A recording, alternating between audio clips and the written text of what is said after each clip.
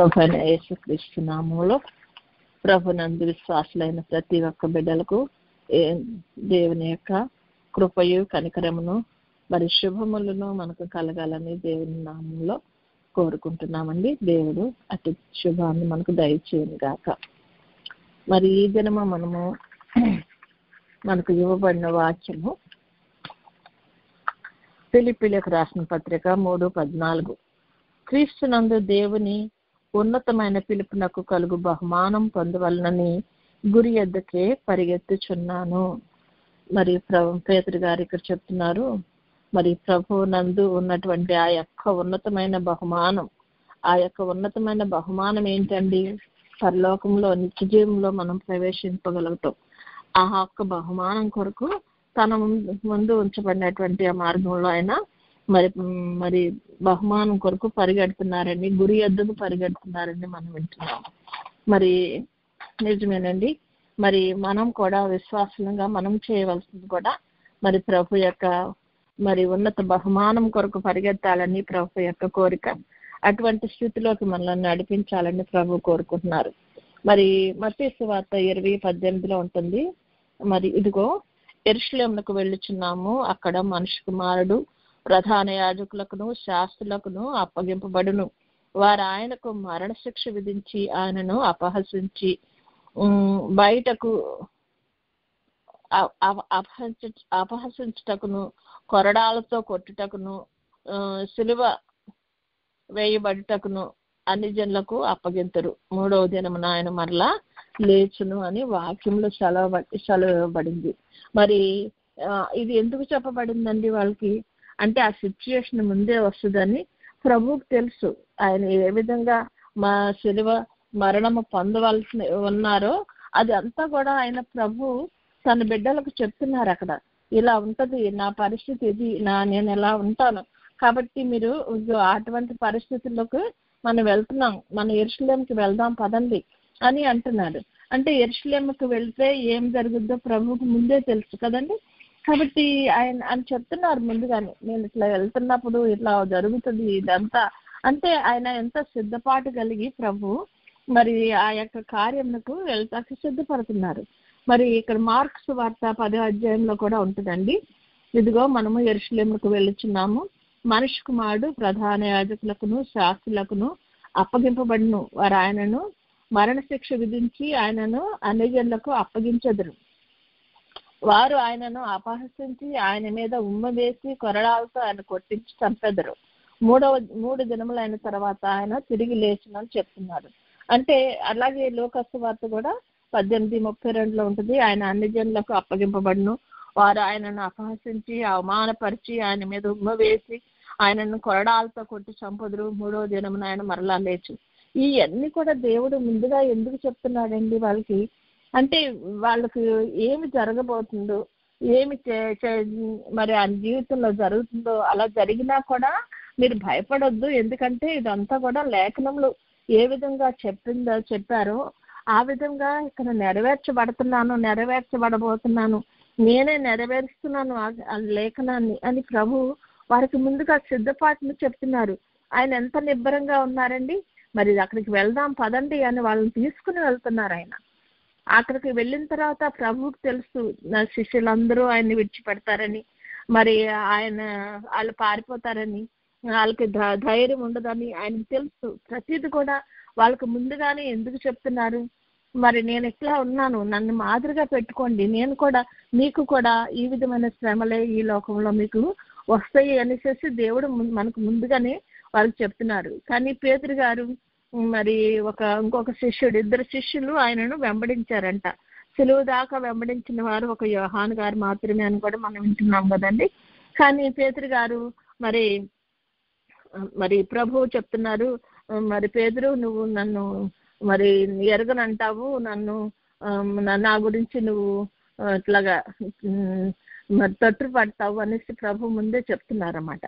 చెప్పినప్పుడు ఆయన అంటాడు, ప్రభా నేను చనిపోవాల్సి వచ్చినా కూడా నేను అట్లా చేయను, నీకు తెలియదు ప్రభా, నేను చాలా గొప్ప నీ మీద నాకు చాలా గొప్ప విశ్వాసం ఉంది ప్రభా, నేను చక్కగా నిలబడతాను ప్రభా, మరి నేను తప్పకుండా మరి అటువంటి పరిస్థితుల్లో నేను ఉన్నప్పటికీ నేను మరి చాలా ధైర్యంగా ఉంటాను ప్రభు అని ఆయన చెప్తున్నారన్నమాట. అంటే ఆయన అనుకుంటున్నాడు తన యొక్క స్థితి ఎంత ధైర్యంగా ఉంది, నేను దీన్ని తట్టుకోగలను, దీని విషయంలో నేను స్థిరంగా నిలబడగలను అని ఆయన అనుకుంటున్నారన్నమాట. అంటే దేవుడు ఆల్రెడీ మనకు చెప్పబడినప్పటికీ ప్రభు చంపేస్తారు, అది చేస్తారు, ఇది చేస్తారు అని చెప్పినప్పటికీ గ్రహింపలేని స్థితిలో ఈయన ఉన్నారన్నమాట. మరి యోనాను గురించిన సూచక్రియ తప్ప ఏది వారికి అనుగ్రహింపబడలేదని వాక్యంలో చెప్పబడింది. అంటే 3 దినాలు ఆయన ఎలాగున్నారో అప్పుడు అలాగే నేను కూడా మరి చనిపోతాను, తర్వాత లెగుస్తాను 3 దినాల తర్వాత అని చెప్పినప్పుడు మనం అనుకుంటాం అదేంటి అంత క్లియర్ గా చెప్పినా వాళ్ళు అలాగే గ్రహించలేకపోయారు, వీళ్ళు ఏంటి ఎంత దేవుడు ఇంత బాగా మరి వాక్యంలో చెప్పారు కదా అని మనం అనుకుంటాం. కానీ మనం ఆ స్థితిలో ఉంటే ఇంకా ఎంత దారుణంగా ఉండేదో కదండి ఆ పరిస్థితి. మరి ఆయనకి ఎంత ఆయాసం చేస్తామో మనకు తెలియదు. ఆయన లేచిన తర్వాత వారు గ్రహించారు, కానీ మరి ఆ సిచ్యుయేషన్ లో ప్రభు మాటలు గుర్తు చేసుకోలేకపోయారు, గ్రహించలేకపోయారు. పేతురు గారు మరి వాళ్ళు వచ్చి చెప్పినప్పుడు నువ్వు ప్రభుతో ఉన్నవాడు కదా అంటే ఆయన లేదంటే నాకు అస్సలు తెలియదు ఆయన ఎవరో అనేసి 3 సార్లు ఆయన బొంకారంట. బొంకినప్పుడు తర్వాత కోడి కూసిన తర్వాత రియలైజ్ అయ్యి ప్రభు వైపు చూసినప్పుడు అప్పుడు ఆయనకి పశ్చాత్తాపం వచ్చిందంట. అరే ఇదేంటి నేను ఎట్లా చేశాను అనేసి అప్పుడు పశ్చాత్తాపడి ఏడ్చుకుంటూ వెళ్ళిపోయారన్నమాట. అంటే మనం కూడా ఆయన మాటలను ప్రతిది కూడా మనం జ్ఞాపకం చేసుకున్నప్పుడు మనకు పశ్చాత్తాపం అనేది మన హృదయాల్లో వస్తుంది. మనం ఈ దినాల్లో, ఈ చివరి దినాల్లో వాక్య గ్రంథంలో మరి మనకు చెప్పినటువంటి తెలియజేయబడిన ఈ యొక్క దారుణమైన పరిస్థితులు వస్తాయని మరి దానియేలు గ్రంథంలో కూడా ఎలా ఉంటుందో అనేసి అంత్య దినాల్లో మనకి చెప్పబడింది కదా. మరి ఇది జరిగినప్పుడు శిష్యులలాగా భయంతో ఉండక మనం ముందుగా చెప్పబడిన ఒక వాక్యాన్ని మనం విని దాన్ని గ్రహించుకుని ఇప్పుడు జరుగుతున్న సంగతులను బట్టి మనము ఈ లోకంలో ఎప్పుడు ప్రభు యొక్క రాకడ బహు సమీపంగా ఉందని మనం గ్రహించాలని మనం ప్రభు కోరుకుంటున్నాడండి. మరి మనం కూడా భయపడిపోయి మనం వాళ్ళలాగా వెనక తీసే పరిస్థితిలో ఉండకూడదని ప్రభు ముందుగానే మనల్ని సిద్ధపరచటానికి వాక్యంలో ప్రతిదీ కూడా మన కొరకు రాయించి ఇచ్చారు, ముందే మనకు తెలియజేశారనమాట ఆయన. కాబట్టి మనము ఆ యొక్క మేఘం ఎక్కక ముందే మనము పూర్తిగా సిద్ధపడాలని ప్రభు యొక్క కోరిక. కాబట్టి అటువంటి స్థితిలోకి మనం వెళ్ళటానికి దేవుడు మనలను కూడా సిద్ధపరుస్తున్నారు. కాబట్టి మనము ఆయన చెప్పింది విని ఆయన చెప్పిన ప్రకారము మనం నడుచుకుంటూ ఆయన వాక్యానుసారంగా నడుచుకునే స్థితిలో మనం ఉన్నట్లయితే మనము తప్పక అందులోకి ఎత్తబడతామనేది మనం గ్రహించాల. మనం మరి ప్రభు యొక్క మేఘంలోకి ఎత్తబడే స్థితిలోకి మనం వెళ్తామని మనం గ్రహించాలన్నమాట.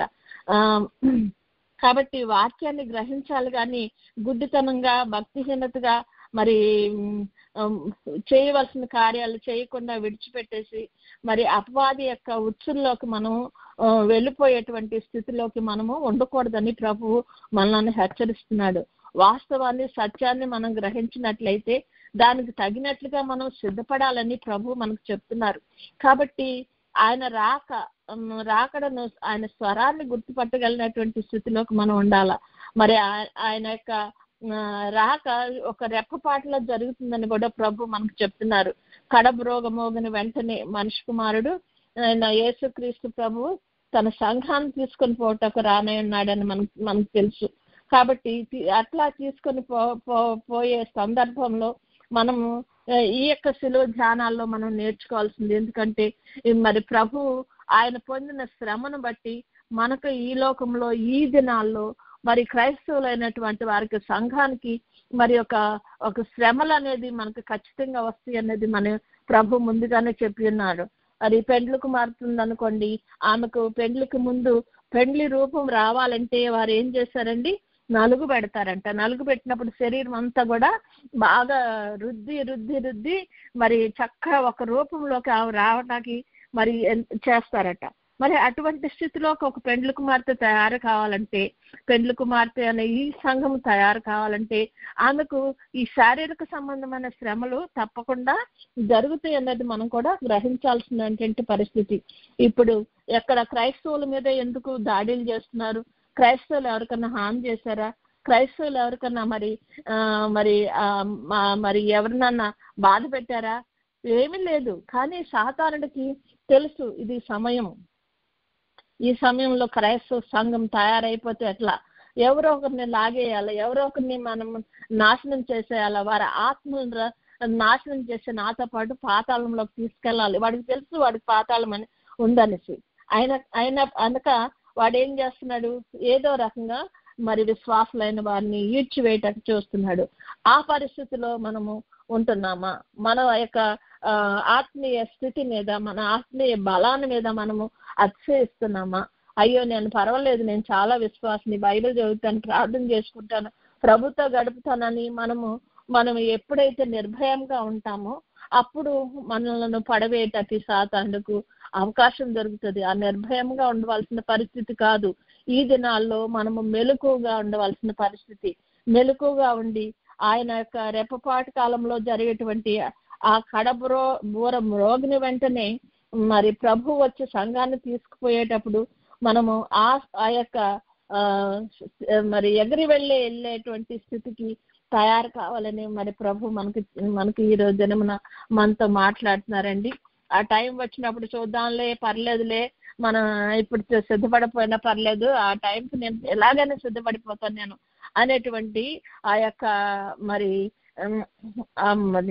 ఏమంటారు దాన్ని ఆ యొక్క నిర్భరమైనటువంటి పరిస్థితి. పర్వాలేదు అనే మన మీద మనము అతిశయించే స్థితిలో మనం ఉండకూడదని ప్రభు చెప్తున్నాడు. ఎందుకంటే ఇది కనురెప్పపాటులో జరుగుతుందంట. సమయం అనేది మనకు దొరకపోవచ్చు, అవకాశం ఉండకపోవచ్చు. మరి ముందే ప్రభు తెలియచేశారు కాబట్టి చేయబడిన సంగతులను బట్టి ఎవరు సిద్ధపడతారో వారే శ్రేష్ఠులు, వారే ధన్యులు. ఎవరైతే అలక్ష్యం చేస్తారో, వారు నిర్లక్ష్యం చూపిస్తారో వారు దుఃఖించే వరుసలోకి వెళ్ళిపోతారంట, శిక్షలోకి వెళ్ళిపోతారంట. కాబట్టి మనము వింటున్నాము, దేవుడు మనకు ప్రత్యేకంగా చెప్తున్నాడు అంటే మరి దాని విషయమే మనం ఏ విధంగా మనం మెలకుగా ఉండాలి, ఏ విధంగా మనం ప్రభువుని మరి అనుసరించి నడవాలనేది మనము ఖచ్చితంగా మనము నేర్చుకోవలసిన విషయం అన్నమాట. పేతురు గారికి ముందే ప్రభు లేస్తారని తెలుసు అయినప్పటికీ మరి ఆయన దుఃఖపడుతున్నాడు అనమాట. ఎప్పుడు మరి ఆయన విషయం భయపడిపోతా ఉన్నాడు. అమ్మో ఇది జరిగితే ఇది ఎలాగా ప్రభు మరి అప్పగింపబడ్డాడు, అది ప్రభు చెప్పాడు అన్న సంగతి ఆయనకి ఆ టైంలో గుర్తు రావట్లేదు. ఎంతో భయపడిపోతున్నాడు అనమాట. అయ్యో నన్ను కూడా అలా చంపేస్తారేమో, అలాగే భయపడతారేమో అని. కాబట్టి ఈ సమయంలో మనకి ఇండియాలో జరుగుతున్న విషయాలన్నీ మనకు తెలుసు. ఎందుకు జరుగుతున్నాయి అని కూడా మనకు తెలుసు. ఎందుకంటే ఇవన్నీ జరగవలసింది, కానీ అంతం వెంటనే రాదు అంటున్నాడు ప్రభు. అంతం వరకు మనం ఎదురు చూసే వాళ్ళం కాదు. మనం ప్రభు రాగానే మనం ఎత్తబడాలా. తర్వాత జరగవలసిన కార్యాలన్నీ జరిగిన తర్వాత అంతం వస్తుంది. అంతం ఎప్పుడో వస్తుందిలే, అప్పుడు చూద్దాంలే, అప్పుడు సిద్ధపడదాంలే అనుకుంటే మనం ఈ లోకంలో మరి వెళ్ళవలసిన మార్గాలన్నీ కూడా మరి చాలా భయంకరమైన పరిస్థితుల్లో మనం వెళ్లాల్సి ఉందనంటే. కాబట్టి మరి ప్రభు ముందే చెప్పారు, పేతురు నువ్వు నన్ను విడిచిపెడతావు, మరి నువ్వు ఇట్లా బొంకుతావు, నీకు తెలియదు అని చెప్తావు అన్నప్పుడు కూడా ఆయన అంటున్నాడు, లేదు ప్రభా, నేను అట్లా చేయను ప్రభా, నిన్ను విడిచిపెట్టను ప్రభా అనేసి చాలా ఇదిగా మాట్లాడుతా ఉన్నాడు. చెరసాలకు వెళ్ళాలన్నా వెళ్తాను ప్రభా, నీ కొరకు చావనైనా చేస్తాను కానీ ప్రభా, నేను అట్లా అబద్ధం ఆడను ప్రభా అని చెప్తున్నాడు. అలాగే మనము అనుకుంటాం, నేను చావనైనా చేస్తాను కానీ దేవుని కొరకు మరి నేను అట్లాగా మరి వెనక తీసే మనిషిని కాదు. వెనక తిరిగిన మనం విశ్వాసంలో ఎప్పుడైతే వెనక తిరుగుతామో అప్పుడే సాతాను పొంచి ఉంటాడు మనల్ని పట్టుకుంటాకి. కాబట్టి వెనుక తిరిగే పరిస్థితిలో మనం ఉండకూడదండి. దేవుడు ఇక్కడ వాక్యంలో మనకి ఏం చెప్పాడండి? మనం ముందు ఉంచబడినటువంటి ఆ ఉన్నతమైన పిలుపునకు కలిగేటువంటి ఆ బహుమానము, ఆ యొక్క బహుమానం కొరకు గురి ఎద్దకు పరిగెత్తుకుని వెళ్ళేలాగా మనం ఉండాలా. మన పరిస్థితి కానీ మనం వెనక్కి తిరిగి పిరికి పందలముగా వెనక్కి వెళ్ళిపోయేటువంటి పరిస్థితిలోకి మనము వెళ్ళకూడదని మరి ప్రభు మనకి ఈరోజు మరి గుర్తు చేస్తున్నారు. కాబట్టి మనకు మన పరిస్థితి ఆ పరిస్థితి వచ్చినప్పుడు మన మాటలు కానీ మన తీర్మానాలు కానీ ఏమి గుర్తురావు, తొట్టిల్లిపోయే పరిస్థితిలో ఉంటాం మనము. కనుక ఆయన ఆ విధంగా మరి మనం అనుకున్న విధంగా జరగకపోగా మనం ప్రభు చెప్పినట్లుగానే ఎలా జరిగిందో చెప్పినట్లుగానే జరుగుతుంది కదా.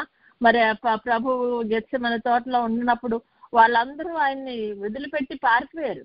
ఒక్కరు కూడా కలిసి ఉండలేకపోయారు, చెల్లా చెదరైపోయారు అన్నమాట. కలిసి ఉంటే ఒకవేళ అది ఇంకొక రకంగా ఉండనేమో, ఒకరినొకరు బలపరుచుకునే స్థితిలో ఉంటానేమో. మరి వాక్యంలో ఉంది కదా, సహోదరుల ఐక్యత కలిగి ఉండట ఎంత మేలు ఎంత మనోహరం అని కూడా చెప్పబడింది కదా. అంటే ఆ మేలుకరమైన మనోహరమైన స్థితిలోకి విశ్వాసి వెళ్ళవలసిన స్థితిలో ఉండాలి. కానీ ఉండకుండా ఉండేలాగా దుష్టుడు వారిని చెదరగొడుతున్నాడు. ఈ దినాల్లో కూడా క్రైస్తవులు చెదిరిపోతున్నారు. ఎందుకంటే భయపడుతున్నారు, ఎప్పుడు ఏమి కీడు మన మీదకి వస్తుందో, ఎప్పుడు ఎవడు మనల్ని చంపేస్తాడో, ఎవరు మనల్ని చెదరగొడతాడో మన పరిస్థితిని మరి ఎంతో భయపడే దినాల్లో మనం ఉంటున్నాం. పెరుగుతనం పుట్టిస్తున్నాడు అనమాట. మరి విశ్వాసికి ఇవన్నీ జరుగుతాయి అనే వాక్యం చెప్తుంది కదా. మరి సిద్ధపాటు కలిగి ధైర్యంగా ఉంటున్నామా మనము? మరి ఆయన యొక్క స్థితి ఏమైందో తెలిసిన వారే ఇలా తప్పిపోతే ఆయన ఇలా ముందుగానే చెప్పినా మరి కూడా దాని గురించి భయపడి మరి తప్పిపోయిన వారే కదా వారందరూ కూడా. మరి ఇంకెంత దీనస్థితిలోకి మనం దిగజారిపోతామో ఒకసారి మనం ఆలోచించుకోవాలి. విశ్వాసకు శ్రమలు అనేటువంటి ఇరుకులోయలో మనం ప్రయాణించవలసిన వారమై ఉన్నాము. దానివల్ల వచ్చేది ఆ యొక్క ఉన్నత పిలుపుకు తగిన బహుమానము, ఉన్నతమైనటువంటి స్థితిలోకి మనం వెళ్ళటానికి ఆయన ఇచ్చే ఆ బహుమానము. దాని కొరకు మనం పరిగెత్తాలని ప్రభు మనతో మరి ఇంకొకసారి మాట్లాడుతున్నారు. కాబట్టి మనము వెనుకకు తిరగవద్దు, మనము భయపడవలసిన పని లేదు. ఏమి జరగనైనా సరే, మరి ఏ విధంగా అయినా సరే మనం సిద్ధపడి ప్రభువా ఇదిగో నేను సిద్ధంగా ఉన్నాను నాయన అని చెప్పగలిగిన స్థితిలో ఉండాలంట. అదే కాకుండా మరి ఇక్కడ వాక్యంలో చెప్పబడుతుంది, ప్రకటన గ్రంథము 7:3, ఈ దూత మేము మా దేవుని దాసులను వారి నొసళ్ళ యందు ముద్రించే వరకు భూమికైనను సముద్రముకైనను చెట్లకైనను హాని చేయవద్దని బిగ్గరగా చెప్పెను. అంటే మరి ఈ దినాలు ఎటువంటి దినాలు అంటే అక్రమం విస్తరించే దినాలు, తర్వాత మోసపరచబడే దినాలు, అప్పగింపబడే దినాలు, ద్వేషింపబడే దినాలు. మనుషుల చేత మనము సకల జనుల చేత మరి ద్వేషింపబడతామంట, అపాయకరమైన స్థితిలో ఉంటామంట. మరి ఈ విధంగా మరి అన్ని విధాలు కూడా ఈ దినాల్లో ఉంటుందని దేవుడు ముందుగానే వాక్యంలో చెప్పబడ్డారండి. మరి ప్రభు చెప్పిన విధంగా మరి అంతం వరకు మనం సహించినట్లయితే మనం రక్షింపబడతామని కూడా ప్రభు మత్తయి సువార్త 24వ అధ్యాయంలో మరి చెప్పబడింది. చాలా విషయాలు అక్కడ చెప్పబడుతున్నాయి అన్నమాట. మరి ఈ విధంగా మనం సహించి రక్షింపబడి నిత్య జీవాన్ని మనం పొందగలిగిన స్థితిలోకి మనం ఉండాలి. మరి ప్రభు చెప్తున్నాడు మత్తయి సువార్త 24:27లో, మెరుపు తూర్పున పుట్టి పడమటి వరకు ఎలాగూ కనపడినో అలాగే మనిషి కుమారుని రాకడ ఉండనని సెలవిచ్చినట్లు మరి ఇప్పట్లో కూడా త్రుటిలో మరి నిమిషంలో ఒక కను రెప్ప ఎట్లా వేసి తెరిచే లోపల సంఘం ఎత్తబడుతుందంట. కనుక సిద్ధపాటు లేకుండా మనం విడబడినట్లయితే మనకు శ్రమలు తప్పవు. మరి అలాగే మరి ప్రకటన గ్రంథము 9:4లో ఏం చెప్పబడిందండి, మరియు నొసళ్ళ యందు దేవుని ముద్ర లేని మనుషులకే తప్ప భూమిపైన ఉన్న గడ్డికైనను ఏ మొక్కకైనను మరి ఏ వృక్షమునకైనను హాని చేయకూడదని వాటికి ఆజ్ఞ ఇవ్వబడును. మరి ఇక్కడ ప్రకటన గ్రంథంలో మిడతలు ఒక మరి భూమి మీదకి వచ్చినప్పుడు అగాధంలో నుండి వస్తున్నాయి అంట. అవి వచ్చినప్పుడు అవి ఎవరికి హాని చేస్తాయట? దేవుని ముద్ర లేని మనుషులకి అనంట. కనీసం భూమి మీద ఉన్న ఏ వృక్షానికి కానీ దేనికి కూడా హాని చేయమంట.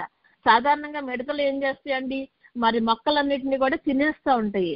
అటువంటిది వాటి యొక్క మరి క్రమం ఏంటి, వారికి ఇవ్వబడిన పని ఏంటి? ఇక్కడ నువ్వు మొక్కలను ముట్టుకోవద్దు, నువ్వు ముట్టుకోవాల్సిందల్లా కేవలము దేవుని ముద్ర లేని మనుషులకి అని ఇక్కడ దేవుని వాక్యంలో చెప్పబడుతుంది.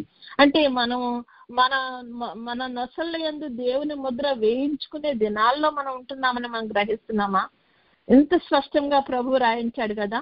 మరి మరి అలా నేను చేయను, నేను ఎలా ఉండను అలా ఉండను అని మనం అనుకుంటున్నామా?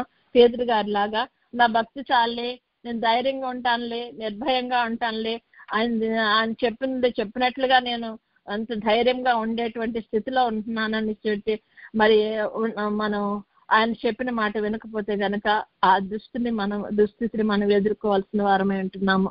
ప్రభు చెప్పారు, ప్రభు నన్ను కొడతారు, సిలువ వేస్తారు అన్ని చెప్పారు, కానీ ఆయన ధైర్యంగా యెరూషలేమునకు వెళ్ళి ఉన్నారు. కాబట్టి మనం కూడా ఈ అవమానాలన్నీ కూడా ఎదుర్కొనవలసిన వారమే ఉన్నాము. కడబోరం రోగి వరకు కూడా ఆయన మరి తన గొప్ప బోరతో దూతలను పంపి నలుదిక్కుల నుండి ఆయన ఏర్పరచుకున్న వాడిని పోగు చేసేటువంటి ఆ స్థితికి వచ్చే వరకు కూడా ఆ దినమున ఏ దినమున మన ప్రభు వస్తాడో మనకు తెలియదు కనుక మరి ఆ వాళ్ళు వచ్చే స్థితి వరకు మనము సిద్ధపాటుగా కలిగి మరి మెలుగుగొండి ఏ నిమిషంలో దూతలు వస్తారో, నన్ను తీసుకెళ్తారో, ప్రభా ఇదిగో నేను సిద్ధపడి ఉన్నాను అనేసి మనం ఎదురు చూచేటువంటి ఆ వరుసలోకి మనం ఉండాలని ప్రభు కోరుకుంటున్నాడు. కాబట్టి మెలుగుగున్నామా? మనం అనుకున్న గడిలో మనిషి కుమారుడు వస్తే గనక సిద్ధంగా ఉంటున్నామా? ఈ యొక్క వాక్యాలన్నీ మనం రోజు వింటున్నాము, గ్రహిస్తున్నాము, సిద్ధపడుతున్నాము కాలం అని అనుకుంటున్నాము. కాలం గడిచే కొద్దీ మరి మనలో ఉన్నటువంటి ఆ విశ్వాసం సన్నగిలిపోతుందేమో. మరి మీరెవరో నాకు తెలీదు అని ప్రభు చెప్పే వరకు, తలుపు ముయ్యబడే వరకు మనం ఆ స్థితిలోకి మనం వెళ్ళలేకపోతున్నాము. ఒకసారి గ్రహించుకుందామండి. మనకు ప్రభు సమయం ఇచ్చాడు. ఇచ్చిన సమయాన్ని మనం సరైన రీతిలో వాడుకొనకపోయినట్లయితే రేపొద్దున తలుపు మూయబడే స్థితిలోకి మనం వెళ్తున్నామేమో. వెళ్ళి ప్రభా తలుపు తీ అన్నా కూడా ఆయన తలుపు తీయగలిగిన స్థితిలో ఉండరు. మీరెవరో నాకు తెలీదు అనిపించుకునే స్థితిలోకి మనం వెళ్ళిపోతామేమో. ఒక విశ్వాసులుగా మనము ఇంతవరకు సిద్ధపడి ఆ యొక్క గడియలో మనం గనక అవతలకు వెళ్ళలేకపోతే, మనం విడవబడిన వారమైతే మన స్థితి ఎంత దుస్థితిగా ఉంటుందో అనేది ఒకసారి ఆలోచించుకుందాం. మనం ఎంతగానో మరి ప్రభువుని నమ్ముతున్నాము, సిద్ధపడుతున్నాము అనుకుంటున్నాము, ప్రతి విషయంలోనూ మరి మన ప్రవర్తనను కాపాడుకుంటున్నాము, అన్నీ చేస్తున్నాము. కానీ మన సిద్ధులలో నూనెను సిద్ధపరచుకోలేకపోతున్నాము. ఆయన ఎప్పుడు వస్తాడులే అనేసి మనం నిర్లక్ష్యం చేసినట్లయితే మనం విడిచిపెట్టబడతాము. కాబట్టి మనం వివేచన కలిగి, ప్రభు ఇచ్చిన వివేచనతో మన ఆత్మలను కాపాడుకునే ధన్యతను దేవుడు మనకు దయచేయాలని మనం ఆయన యొక్క అడుగుజాడలను బట్టి నడుచుకోవాలని మనము ప్రభువుని ప్రార్థిద్దాము. మరి ఆయన ప్రభు ముందే మరి ఆయన పొందబో శ్రమకు తెలిసినా కూడా యెరూషలేమునకు వెళ్ళటము మరి ఆయన మానుకోలేదు కదా. ప్రతిదానికి సిద్ధపడినటువంటి ఆయన యొక్క మరి మాదిరిని మనం పోలి ఆయన బిడ్డలమని చెప్పుకుంటున్న మనము కూడా రాబోయే ప్రతి కష్టాన్ని కూడా మనం ఎదుర్కోవాలి. ఎందుకంటే ఇది ఇరుకు మార్గం అని ప్రభు ముందే చెప్పాడు. ఇరుకు మార్గాన్ని ప్రవేశించితేనే మనకు ధన్యత ఉంటుందని కూడా ప్రభు చెప్పారు. కాబట్టి ఈ ఇరుకు మార్గంలో వెళ్తున్నప్పుడు మరి అనేక విధమైన శోధనలు వస్తాయి. దుష్టుడు అక్కడ కూడా మనలను అపహరించడానికి, మనలను మింగివేయటానికి, మరి ఎవరిని మింగుతున్నా అని మరి ఎదురు చూస్తున్నటువంటి ఆ గర్జించు సింహం వల్లే వాడు ఎదురు చూస్తున్నాడు. కాబట్టి మనము సిద్ధపాటులో మరి మెలకువగలిగి ఈ యొక్క ఇరుకు మార్గంలో మనం ముందుకు సాగాలని ప్రభు కోరుకుంటున్న ఆ యొక్క మరి ఆ స్థితికి మనం వెళ్ళాలని విశ్వాసగా దేవుని బిడ్డగా ఆయన అడుగుజాలను అనుసరించి ఆయన ఇవ్వబోయేటువంటి ఆ బహుమానం కొరకు మన ముందు ఉంచబడినటువంటి ఈ పరుగు పందెంలో ఓపికగా మనం పరిగెత్తాలని ప్రభు కోరుకుంటున్నాడు. అట్టి ధన్యతలో దేవుడు మనలను, మన బిడ్డలను, మన కుటుంబాలను నడిపించి మరి ఆ యొక్క స్థితిలోకి మనము నడివినట్లు దేవుడు మనకు అనుగ్రహించును గాక. మనకు చెప్పబడిన వాక్యము మరి నిష్ఫలంగా ఆయన ఎదుగు తిరిగి వెళ్ళకూడదంట. ఎందుకంటే అది మనలో మరి నాటబడినదే, మరి ఒక విత్తనం వల్లే ఫలించి మరి ఆయన కొరకు ఫలాలు ఫలించే స్థితిలో మనం అందరం ఉండాలని ప్రభు మనల్ని ప్రత్యేకంగా ఏర్పరచుకున్నాడు. ఆ ప్రత్యేకతలో ఉన్నటువంటి ఆ యొక్క మరి ఉన్నతమైనటువంటి ఆ యొక్క పిలుపును మనం గుర్తించి ఆ యొక్క బహుమానము మనం పొందగలిగిన స్థితిలోకి దేవుడు మనలను, మన బిడ్డలను, మన కుటుంబాలను తయారు చేసి మనం సిద్ధపరిచి ఆయన రాకడలో ఎత్తబడగలిగే గొప్ప కృపను దేవుడు మనకందరికీ అనుగ్రహించును గాక. గాడ్ బ్లెస్ యు ఆల్ అండి. Praise the lord.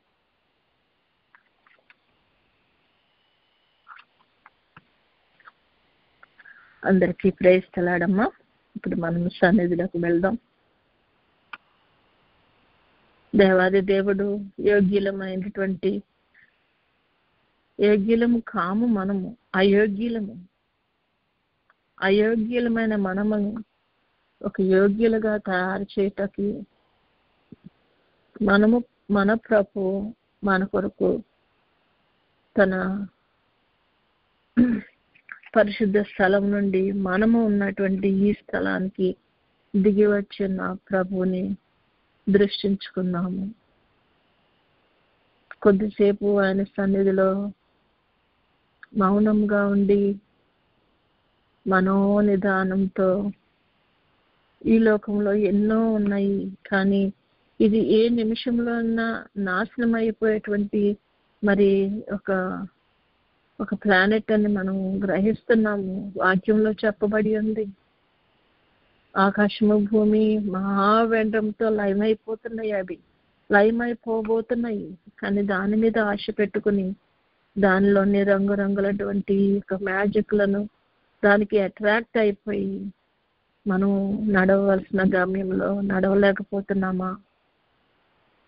కానీ అవన్నీ కూడా ప్రక్కకు పెట్టి ప్రభు మీద దృష్టి నిలిపినట్లయితే, మార్గమైన ప్రభు యొక్క మార్గాల్లో మనం నిలవబడినట్లయితే మనం చేరవలసిన గమ్యానికి సురక్షితంగా క్షేమంగా చేరగలము అనే విశ్వాసంతో ప్రభు పాదాల దగ్గర కొద్దిసేపు మనం మనోనిదానం కలిగి ఆయన మీద మన దృష్టిని మనసును నిలుపుకొని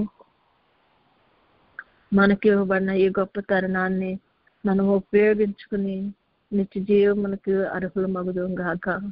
అట్టి స్థితిలోకి మనం వెళ్ళటకు ప్రయత్నం చేద్దాము. మన మనసును ప్రభు మీద నిలుపుకుందాం.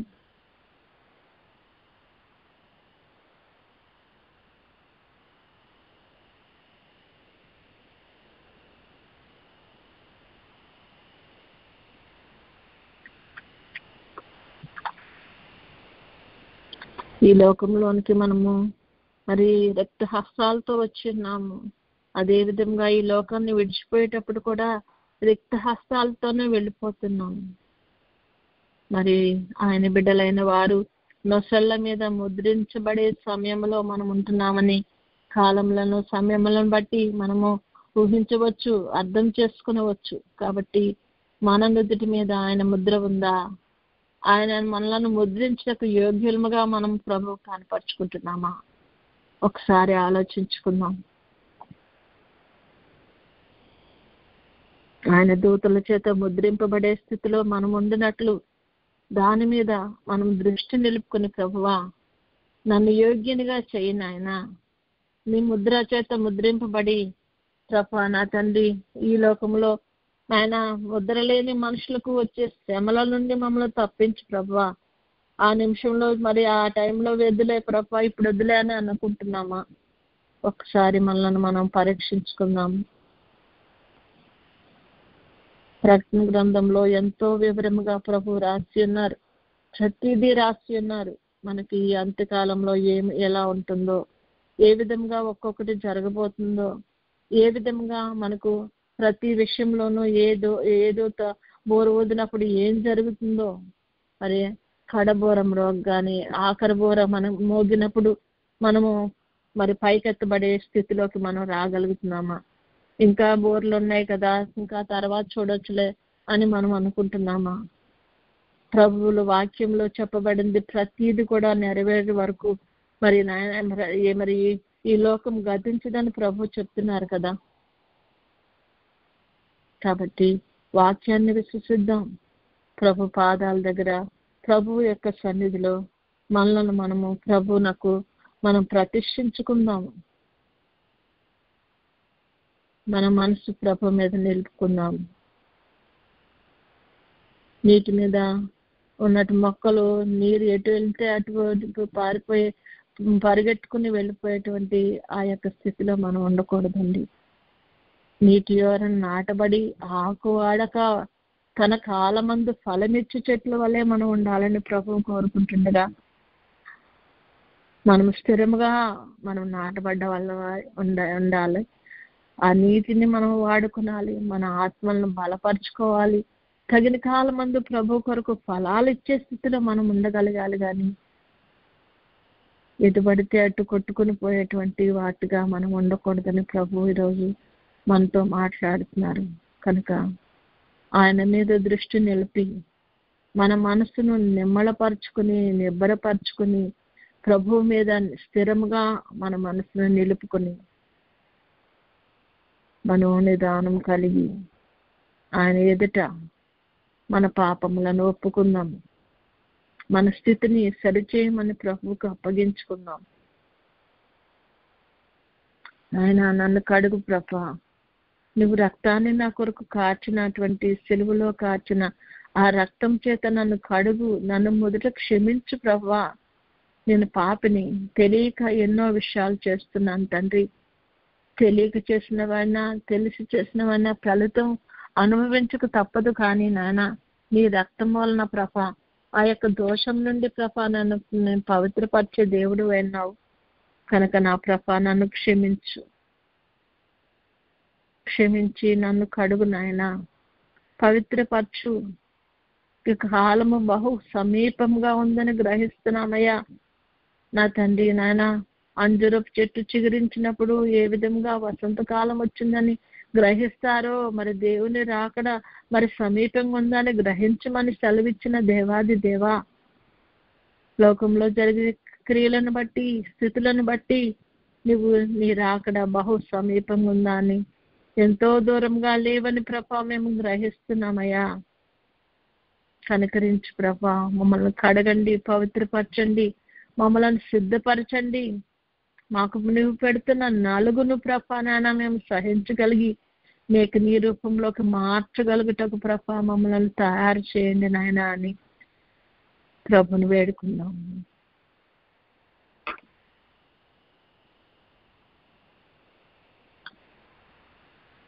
పాపంలో ఒప్పుకున్న మనము ఒక తీర్మానం చేసుకుందాము. ఆయన ఈ నలుగు వల్ల, ఈ శ్రమల వల్ల మాకు కష్టం వచ్చినప్పటికీ దానిని సహించి నా ప్రభా నీవు ఏ విధంగా అయితే తెలిసి కూడా సిద్ధపాటు కలిగి ఉన్నావో అట్టి సిద్ధపాటును నేను కూడా కలిగి ఉండాలని తీర్మానించుకుంటున్నాను ప్రభా. నీ బిడ్డగా, నీవు ఏర్పరచుకున్న బిడ్డగా, నీవు మాకు ఇచ్చేటువంటి ఆ ఉన్నతమైన మరి పిలుపుని బట్టి నా తండ్రి నీవు పోయే బహుమానం కొరకు ప్రభా నానా ప్రభా నీ గురి ఎద్దుకు పరిగెత్తుకు వస్తానని ప్రభా నేను తీర్మానించుకుంటున్నాను. నాకు సహాయం చేయ తండ్రి, నన్ను సిద్ధపరచు తండ్రి, నన్ను నా తీర్మానంలో నిలిచి ఉండగలిగేటువంటి శక్తి బలాలను మాకు దయచేయ తండ్రి అని ప్రభువుని వేడుకున్నాం.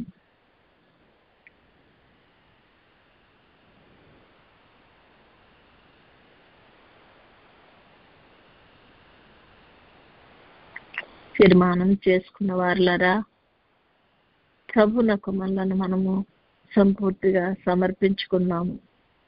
ప్రభు రూపంలోనికి మనం రావాలంటే ప్రభునకు మనము సమర్పించుకున్నప్పుడు, అది కూడా సంపూర్ణంగా సమర్పించుకున్నప్పుడు ప్రభు మనలను సిద్ధపరచగలరు, మనకు నలుగు పెట్టగలరు, మనకు వస్త్రాలు ధరింపచేయగలరు, పెళ్లి వస్త్రాన్ని ధరింపచేయగలరు, నగలు పెట్టగలరు. ఆ యొక్క పెండ్లి కుమార్తె రూపంలోనికి మనల్ని మార్చగలరు. పెండ్లి కుమార్తె రూపం అంటే ప్రభు రూపమే. ప్రభు రూపంలోనికి మనలను మార్చేటువంటి ఆ ప్రక్రియ జరగాలంటే మనల్ని మనం ప్రభువునకు సంపూర్ణంగా సమర్పించుకోవాల్సిన సమయం సమీపించి ఉన్నది. ఇప్పటి వరకు ఏం చేస్తామన్నది కాదు ముఖ్యం. ఇక చేయవలసిన కార్యంలో మనం ఏ విధంగా సిద్ధపాటుతో సంపూర్ణ సమర్పణతో ఉన్నామో అది మనం గ్రహించుకుందాం, ప్రభువుకు సమర్పించుకుందాం. సమయం ఇంకా లేదు. నీకు ఆ మండల కంపల సెగ కొండలకు తగలక మునిపే అంటున్నారు ప్రభు. కాబట్టి ఆ యొక్క నరకాగ్ని యొక్క సెగలు మన దగ్గరికి రాక మునిపే, ఆ యొక్క 7 ఏండ్ల శ్రమలో జరగబోయే ఆ శ్రమలు మనల్ని అంటక మునిపే ఇక్కడ నుండి మనం లేవనెత్తబడి ప్రభు సన్నిధిలో, ప్రభు పెండ్లు విందులో మనం ఆయనతో పాటు సహవాసం చేసే స్థితిని మనం కోరుకుందాం. అట్టి స్థితికి రావాలంటే మనల్ని మనము సంపూర్ణంగా సమర్పించుకోవాల్సిన వారమై ఉన్నాము. ఈ లోకము, లోక ప్రేమలు, ఈ లోకమైనటువంటి మరి సమస్తమైనటివి కూడా మన వెంట రావు అనేది మనం గ్రహించాలా. మనకు ఉత్తమమైన దాన్ని మనం ఎంచుకుంటున్నామా ఒకసారి ఆలోచించుకుందాం. ఉత్తమమైనది మన ప్రభునకు మనం అర్పించుకోవటమే. ఆయన మన జీవితంలో ఏమి చేయాలనుకున్నాడో చెయ్యటకు ఆయనకు మనము పూర్తి పర్మిషన్ ఇవ్వటమే. ఇదెందుకు చేస్తున్నావు ప్రభా, అదెందుకు వస్తుంది ప్రభా, ఈ శ్రమ ఎందుకు ప్రభా అని మనము ఆయన్ని అడిగే స్థితిలో మనం ఉండకూడదు. అలాంటప్పుడే మనం సంపూర్ణంగా సిద్ధపాటు కలిగి ఉండగలమని మన ప్రతి విశ్వాసి గ్రహించాలని కోరుకుంటున్నాం. అదే సిద్ధపాటులో మనం ఉన్నామా? ప్రభువా, అనుమానం లేకుండా తండ్రి నాయన నిన్ను నమ్మి నీకు నన్ను నేను అప్పగించుకునే స్థితిని మాకు దయచేయి. అపనమ్మక కలగకుండా సహాయం దయచేయి ప్రభా. ఈ లోక మరి నాయన ప్రభా, లోక వాంఛలకు మేము లొంగిపోకుండానట్లు ప్రభా, గురి యొద్దకు ఆ యొక్క ఉన్నతమైనటువంటి ఆ పిలుపును ప్రభా నా తండ్రి మేము అంగీకరించిన వారమై నీవిచ్చే బహుమానం కొరకు నాయన నీ యొద్దకు పరిగెత్తుకు రావటకు, నిన్నే మేము గురిగా పెట్టుకోగలుగుట ప్రభా మాకు సహాయం దయచేయి తండ్రి.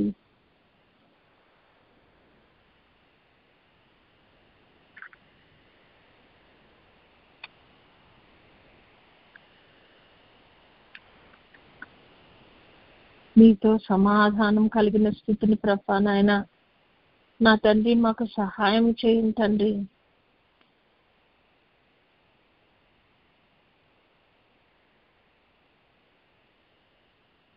నాయన ఈ లోకంలో నువ్వు ఉండగా నీకు తెలుసు ఈ విధంగా జరుగుతుందని, అదే విధంగా మాకు కూడా చెప్పావయ్యా.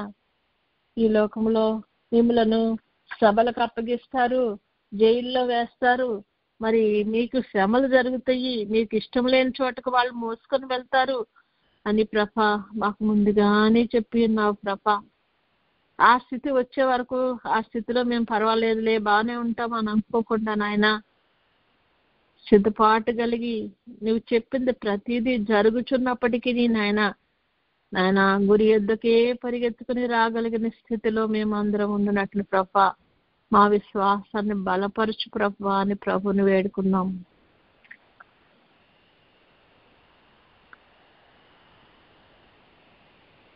ముందుగా జరగక ముందు అయితే మనకన్నీ ఎంతో పర్వాలేదు, నేను ధైర్యంగా ఉన్నాను అనుకుంటాం. కానీ సిచ్యుయేషన్ వచ్చిన తర్వాత మరి భయపడి అబద్ధం ఆడుతున్నామా? అయ్యో నాకు ప్రభు తెలియదండి, నేను క్రైస్తవుని కాదండి, లేదండి నాకు అసలు అదే తెలియదండి, ఏదో మరి నామకార్థంగా అట్లా వెళ్తున్నాం అంతేగాని అన్నట్లు ఉంటున్నామా? అటువంటి స్థితిలోకి మనం జారిపోకున్నట్లు తొట్టిల్లకుండా కాపాడగలిగిన శక్తి గల దేవుణ్ణి మనం వేడుకుందాం. నాయనా మాకు సహాయం దయచేయండి. మేము తొట్టిల్లకున్నట్లు మా చేయి పట్టుకోనండి ప్రభా. అవును తండ్రి, జల్లెడలో వేసి జల్లించబడే స్థితిలో మేము ఉంటున్నామయ్యా. గట్టి గింజలుగా నీలో ప్రభా నా తండ్రి నిలవబడగలుగుతాం ప్రభా. మాకు సహాయం దయచేయండి నాయన. నీ కొట్టులో చేర్చబడినట్లు ప్రభా నాయన మాకు అర్హతలు దయచేయండి నాయన. కాలము బహు సమీపంగా ఉందని గ్రహించి 1 నిమిషం మేము పోగొట్టుకుంటే మరలా అది మాకు రాదని తెలిసి కూడా నా తండ్రి నాయన నిర్లక్ష్యంగా నా తండ్రి సమయాన్ని వ్యర్థం చేసుకుంటున్నామేమో. మమ్మలను క్షమించి నా ప్రభా నాయన. మేము తండ్రి నాయన నీవిచ్చిన ప్రతి గడియను సద్వినియోగం చేసుకుని సంఘమునకు వెలుపటి వారి ఏళ్ల జ్ఞానము కలిగి నడుచుకున్నట్లు ప్రభా నాయన అజ్ఞానుల వలె కాక జ్ఞానుల వలె ఉండినట్లు ప్రభా మాకు నీ జ్ఞానం దయచే తండ్రి అని ప్రభుని వేడుకున్నాం.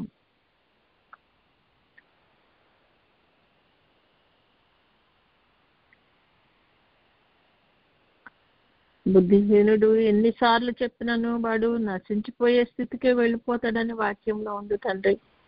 అట్టి స్థితిలోకి మేము వెళ్లకుండా బుద్ధి కలిగిన వారమై, వివేచన కలిగిన వారమై, నీ యొక్క వాక్యాన్ని అర్థం చేసుకున్న వారమై ప్రభా నీ రాకడకు మెలకుగా ఉండి సిద్ధపడగలుగుతాం ప్రభా. మమ్మల్ని సిద్ధపరచునా తండ్రి అని ప్రభు పావన పాదాలు పట్టుకుని బతిమలాడదాం.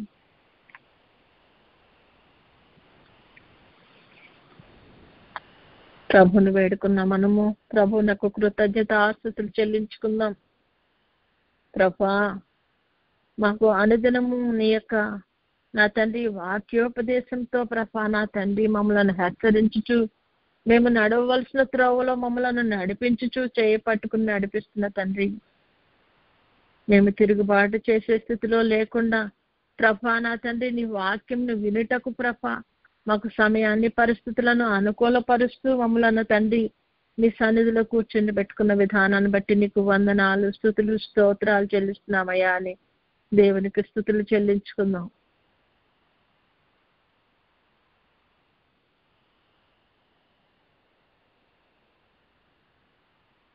పరిశుద్ధ పరం తండ్రి మా యొక్క స్వనీతి మీద, మా యొక్క స్వబలం మీద తండ్రి నాయన మా యొక్క జ్ఞానం మీద మేము ఆధారపడక నాయన నీ మార్గాల మీద నా తండ్రి నాయన నీ యొక్క క్రియల మీద, నీ యొక్క శక్తి మీద ఆధారపడగలిగే స్థితిలోకి ప్రభా మమ్మల్ని నడిపించుటకు నువ్వు చేస్తున్న ప్రతి ప్రయత్నాన్ని బట్టి నీకు వందనాలయ్యా.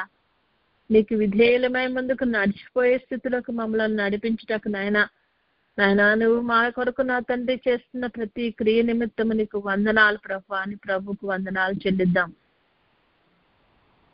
నీ రాకడకు ప్రభా మేము ఎత్తబడాలని ప్రభా ఇక్కడ విడవబడే స్థితిలో మేము ఉండకూడదని మాకు తండ్రి నాయన నీ దూతల చేత మానవుత మీద ముద్రలు వేయించుచున్న దేవాది దేవా నీకు వందనాలు, స్తుతులు, స్తోత్రాలయ్యా. ముద్ర లేని వారికి తప్ప నా తండ్రి ముద్ర కలిగిన వారికి నాయన శ్రమలు ప్రభా అటువంటి శ్రమ ఉండదని ప్రభా వాక్యంలో సెలవిచ్చిన తండ్రి, మేము భయపడి నా తండ్రి ముద్ర లేని స్థితిలోకి వెళ్లకుండానట్లు ప్రభా మమ్మలను ముందుకు నడిపించుటకు నువ్వు చేస్తున్న ప్రతి కార్యాన్ని బట్టి నీకు వందనాలయ్యా. నువ్వు మమ్మల్ని ముద్రించుకోండి నాయన, మేము నీ బిడ్డలం ప్రభా నా తండ్రి నీకు వందనాలు, స్తుతులు, స్తోత్రాలయ్యా. అతి గొప్ప ధన్యతను మాకు ప్రభా నడిపిస్తున్న దేవాది దేవా మరి నీ యొక్క ఉన్నతమైన స్థితికి ప్రభా నాయన మమ్మలను నువ్వు పిలుచుకుంటున్న దేవాది దేవా నీకు కోటాను కోట్ల స్తుతులు, స్తోత్రాలయ్యా. నీవిచ్చే ఆ బహుమానం కొరకు మమ్మల్ని పరిగెత్తమంటున్న దేవాది దేవా మమ్మల్ని హెచ్చరించుచున్నందుకు నీకు వందనాలు, స్తుతులు, స్తోత్రాలయ్యా. మేము సరైన బాటలో నడవగలుగుటకు క్రీస్తు అను మరి నా ద్వారం ద్వారానే ప్రభా నా తండ్రి నీ ఎందుకు రాగలమని ప్రభా మాకు జ్ఞానాన్ని బోధించుచున్న దేవాది దేవానికి స్తుతులు, స్తోత్రాలు తండ్రి. కనికరించండి, సహాయం దయచేయండి అని ప్రభుకి స్తుతి కృతజ్ఞత ఆస్తుతులు చెల్లిద్దాము. కృతజ్ఞతలు చెల్లించుకున్న మనము కొద్దిసేపు ప్రభు సన్నిధిలో ప్రభు మనతో ఏమి సెలవు ఇవ్వనన్నారో, సజీవుడగు దేవుడు, మాట్లాడే దేవుడు, కనపడే దేవుడు మన దేవుడు కనుక అట్టి విశ్వాసంతో ప్రభువుని కన్నులారా చూడగలుగుటకు, ఆయన మాటలను మనం చెవులారా వినగలుగుటకు కొద్దిసేపు మనము ఆయన సన్నిధిలో ఆయన మీద మన మనసును కేంద్రీకరించుకొని మన ఆత్మీయ దృష్టిని ప్రభు మీద నిలిపి కొద్దిసేపు మౌనంగా ఉండి ఆయన సన్నిధిలో కనిపెట్టుకుందాం.